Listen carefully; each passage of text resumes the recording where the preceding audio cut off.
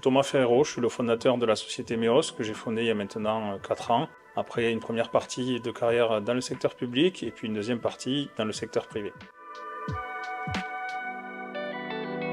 Le réchauffement climatique est aujourd'hui une réalité. En 2022, il y a eu près de 80 départements qui ont eu des restrictions en eau, avec pour la première fois des agriculteurs qui ont dû sacrifier des cultures. En 2023, les réserves en eau et les nappes phréatiques sont déjà au plus bas et il n'y a pas un jour où le sujet n'est pas traité dans l'actualité en France.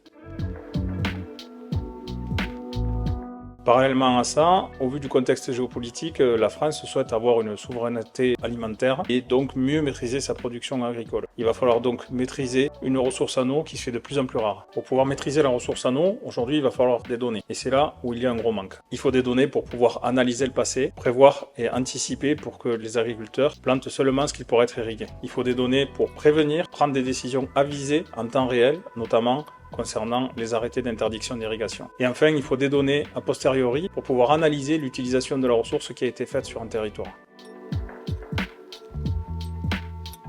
Aujourd'hui, MEOS a développé Water Management qui permet plusieurs choses. Le suivi quantitatif de l'eau avec un monitoring permanent des réserves en eau. Un suivi qualitatif de ces mêmes ressources et une cartographie des parcelles irriguées à partir d'imagerie satellite. L'idée, c'est d'avoir en temps réel des informations sur la disponibilité de l'eau et sa qualité, ainsi que sur la pression qui est mise sur la ressource en eau par l'irrigation. Donc l'outil propose des informations à la parcelle, mais aussi au bassin versant, sous la forme d'un outil cartographique sur Internet, mais également de données cartographiques ou de rapports de synthèse.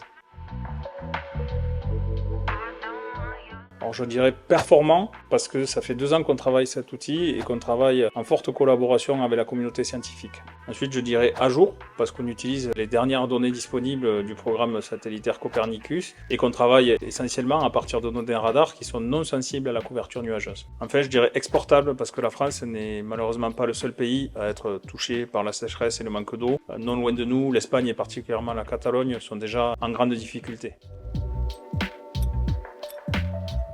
Alors de manière générale, tous les acteurs, qu'ils soient publics ou privés, qui ont pour but une meilleure gestion de la ressource en eau. Alors côté secteur public, on parle évidemment des ministères concernés, on parle des agences de l'eau, mais aussi on parle des acteurs locaux. Côté privé, on entend les bureaux d'études qui accompagnent le secteur public, mais aussi les coopératives agricoles qui donnent des conseils aux agriculteurs, et aussi les grands acteurs de l'agroalimentaire qui ont un besoin d'anticiper la production et la viabilité d'un bassin de production.